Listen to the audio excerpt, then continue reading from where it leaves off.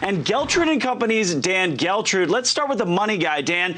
So when the government spends more, does inflation come down? Just talking about costs, but inflation? Absolutely not. So the government juices up the economy more, spreading out the money. That increases demand. We already have supply chain problems. What happens? More inflation. The formula is quite simple. Stimulus and spending is giving us more inflation. We just have to look over what's happened in the last year. The proof is there. All the consumers know it, and they see it.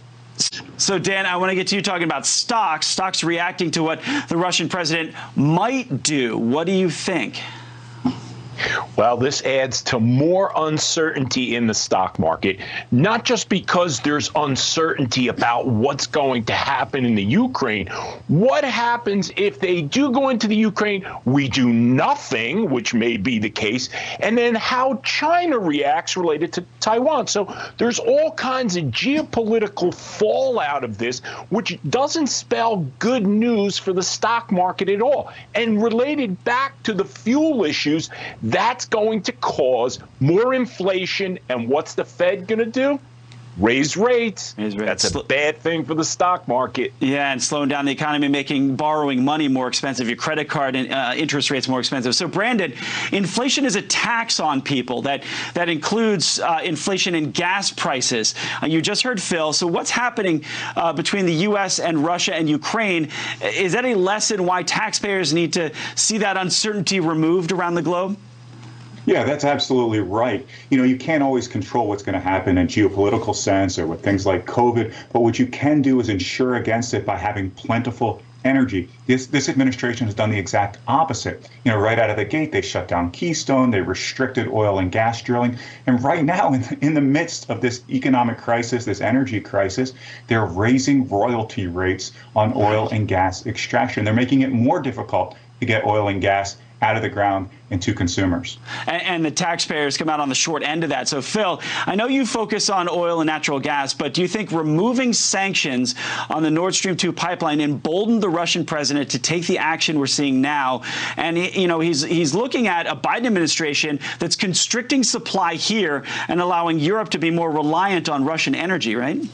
Absolutely, yes. I think that he's using energy as an advantage. He's smart. This is all political gamesmanship, and he knows that Russia now controls energy in Europe. And because of bad information from the International Energy Agency, which tried to massage numbers to make it look like alternative energies could work, they turned out to be false. They admitted that last week, that they've underreported demand, they've overestimated supply. And so Russia is in a unique position to push their will because of using their energy dominance as a weapon. And the only way to fight with that is deterrence. We need to rebuild the U.S. energy weapon, and that's the only thing that's going to stop this in the future.